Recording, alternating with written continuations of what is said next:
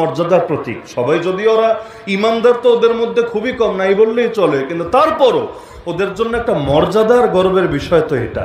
হ্যাঁ, ইমানদার কম কেন বললাম, কারণ হলো আমাদের সমাজে একটা বয়ান চলে মাঝে মাঝে, অনেকে ভাবে আল্লাহ রসুল দাওয়াত শুরু করার আগে সব মনে হয় বেঈমান ছিল, একটা মুসলমানও ছিল না। নবী ঈসা চলে গিয়েছেন, আল্লাহ রসুলের 500 বছরের অধিক সময় পরে এসেছেন, বিশাল বড় গ্যাপ, দাওয়াত ছিল না, দাওয়াত বন্ধ হওয়ার কারণে একদম দিনও নাই হয়ে গিয়েছিল, সবাই বেঈমান হয়ে গিয়েছিল, একটা মানুষও মুসলমান ছিল না। নবী দাওয়াত শুরু করার পর সবাই আবার ঈমান এনেছিল। এটা ভুল কথা, গলত কথা। যেদিন পৃথিবী সকল ঈমানদার থেকে শূন্য হবে, একজন ঈমানদারও থাকবে না, সেদিন সাত আসমানও থাকবে না, জমিনও থাকবে না, পাহাড় পর্বত গ্রহ নক্ষত্র কিচ্ছু থাকবে না। আল্লাহ রসুল বলেন, লা তাকুমু সাআ হাত্তা ইউকালা ফিল আরদি আল্লাহ আল্লাহ।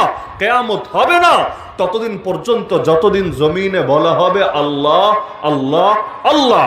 আল্লাহর নামের জিকির যতদিন থাকবে আসমান জমিন থাকবে। আল্লাহর নামের জিকির যদি পুরাই বন্ধ হয়ে যায়, আসমানও থাকবে না, জমিনও থাকবে না। এজন্য কিয়ামত যখন হবে তখন দুনিয়াতে একটা ঈমানদারও বাকি থাকবে না, একটাও না। কারণ এর আগে একটা বাতাস আসবে, ওই বাতাসে যেই ঈমানদারের গায়ে লাগবে সেই মারা যাবে। তখন জমিনের মধ্যে শুধু নিকৃষ্ট লোকগুলোই বাকি থাকবে, যাদের দিলে বিন্দু পরিমাণ ঈমানও নাই। আল্লাহ রসুল বলেন, ওদের উপরই সৃষ্টি জগতে সবচেয়ে